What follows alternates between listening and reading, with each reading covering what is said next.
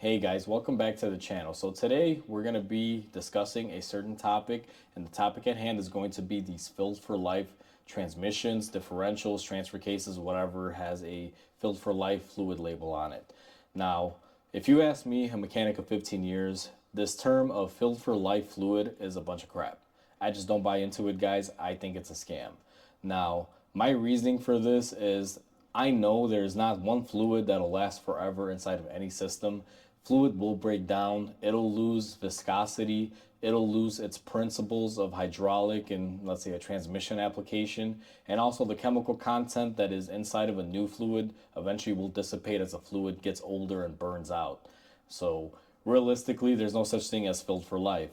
Now, the way these manufacturers are wording this, and this is the even scarier part for me, is if you look in your owner's manual and most cars, and just for this video, guys, we're going to be saying transmissions, filled for life transmissions, because these are the more common ladder. However, there are other things like differentials, transfer cases, and PTOs that are, have the same sort of filled for life sticker. Now, in this particular case, in a transmission, if you have a filled for life transmission and you don't touch the fluid, I know trans fluid breaks down and the fluid does all the things that I just mentioned earlier. You will need to service it. I usually try to service transmissions, if not every 30,000 miles, at least every 50. And the way I like to service them is either drop the pan and the fluid and replace the filter and fill them back up, or drain them and fill them. Now, I'm not a big power flush guy. I don't recommend anyone flush out their transmission. Drain and fills are amazing. They work and they're not intrusive to the transmission where they're trying to push fluid through at high pressure. What these manufacturers are doing when they list this as a filled for life fluid in their service manual, guys, is they're wording these things very, very badly, in my opinion. It's almost like it's a trick question, because if you look at the owner's manual on these cars and you go to the maintenance section, and let's say you look at the transmission fluid or service intervals like they normally would have them in there, and it'll say never needs to be looked at under normal driving conditions. Right there, the word normal is a very tricky terminology, at least in my book, because what is normal? Define normal. And is my normal the same as, let's say, Ford's normal or your normal driving condition? Because it all varies. We're all humans. We all have different habits of driving. Some people like to beat up on their car. Some people like to drive their car, nice and slow. They're more steady with it. Some people do a lot more highway driving. Some people do city driving. If you guys kind of catch my drift here, there's a lot of different styles of driving. What is technically normal? Now, in the mechanical world, in my field, there's two types of duties. There's severe duty and normal duty. Now, severe duty, believe it or not, you guys may be surprised by this, is actually city driving. If you drive your car in the city and stop and go traffic and your car idles and it's constantly, going up 2-3 blocks and then slowing down and this and that, that's actually considered severe duty.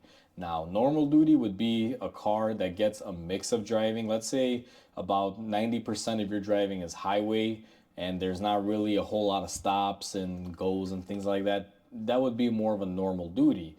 So in my head, whenever I read this inside of an owner's manual, and I've seen this in a lot of manufacturers, guys, I don't care what you drive. If you look at the owner's manual and it has this type of filled for life fluid, it'll normally say under normal driving conditions. Sometimes they'll even say it on the dipstick if they even include one, which, that's a whole other topic. A lot of manufacturers don't even give you dipsticks to check this fluid. You'll have a tube, but you won't have a stick, and it will just say you don't need to touch the fluid. It's crap. There's no way to define normal, and the reason why, and I could just easily say it like this. I drive in the city, I live in Chicago, and I'm constantly going back and forth to work and things like that. There's stop and go traffic, guys. My driving is severe duty.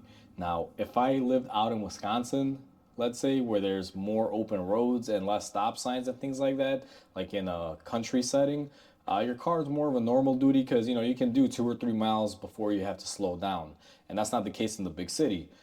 So there's different applications for this. Plus, nowadays, if you look at the modern world, not every car is driven the same way. For example, I use my car to just go to work, go to the grocery store and do, family things with my family and things of that nature.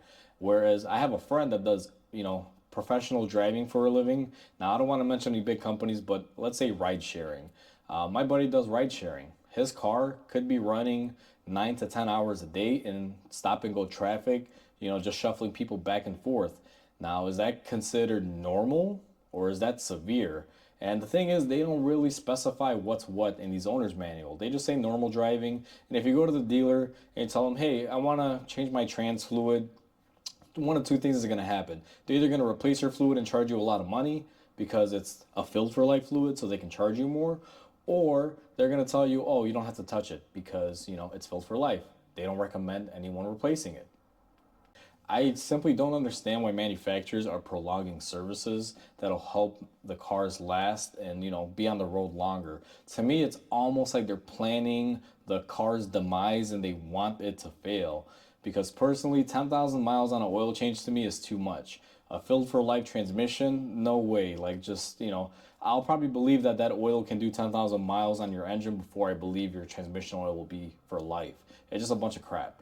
What I always tell my customers is do your regular maintenance. And if your manufacturer, like the car behind me here, this Ford, it has a sealed for life transmission. There's no spec on when to replace the fluid, but I told my customer, hey, change it every 50,000 miles. So if you're at 50,000, get it replaced, get it serviced, and then do it again every 50,000 miles. That way you just keep up with it and keep everything fresh. And that's the thing that I'm trying to get along to you guys in this video is you always want to do your maintenance. Never really believe this, hype of this fluid will last forever. It just doesn't exist, guys. There's no such thing as that. There's not one oil that'll last, for X amount of time or last forever. They're fluids, they burn out, especially inside of a transmission where you have a lot of things going on and this fluid is constantly under pressure, it's under heat, it's gonna break down. So you always want to change your fluids at a certain time.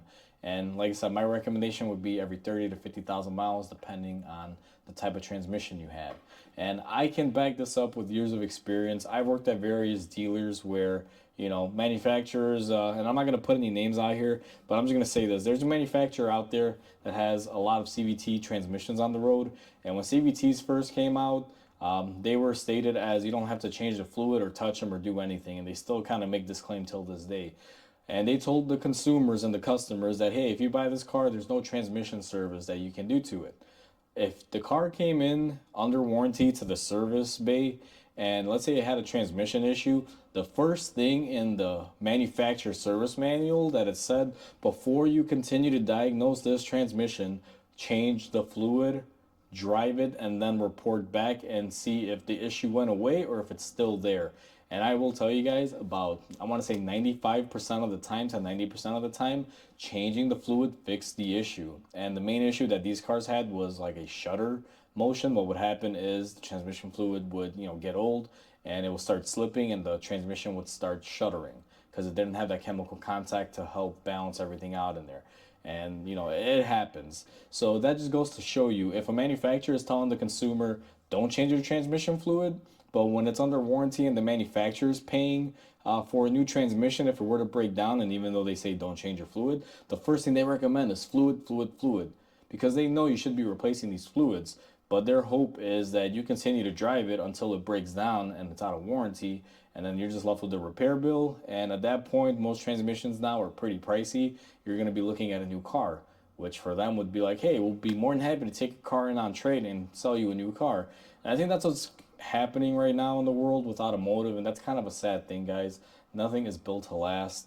Everything is built to go down, and some things that are built right now, they're not really bad at all. It just takes a little bit of maintenance and you can keep them running for a long time.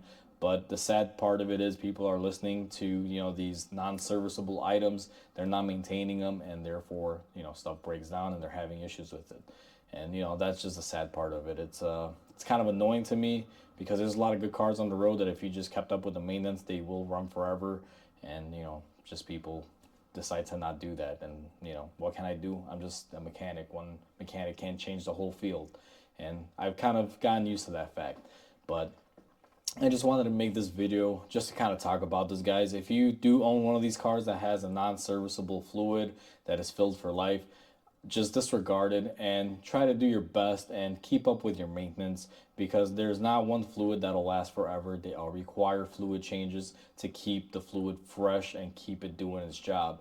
So hopefully this video helps some of you guys out when it comes to this. I know this is a fairly recent thing and a lot of people have a little bit confusion on it, and I just kind of wanted to share my 2 cents on it. And like I said, this is an opinion, guys.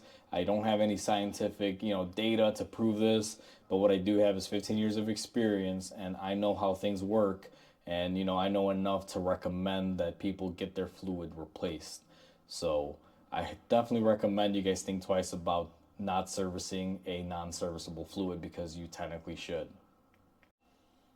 So that pretty much wraps up this video, guys. Hopefully you guys found this interesting, and if you guys are in a position where you're debating doing something like this, hopefully this will make your decision a little bit easier. Like I said, I'm not a scientist. I don't know, everything about this. I just have my experience to back up what I'm saying, and I've seen it firsthand, what doing little things can do for you in the long run.